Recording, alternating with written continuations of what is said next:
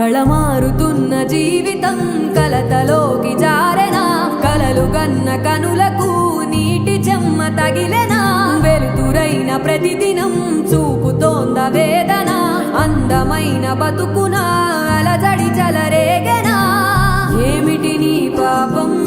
ఏమిటి నీ నేరం చీకటి ముసిరిందే చిటికల్లోనా తీరదు నీ శోకం మారదు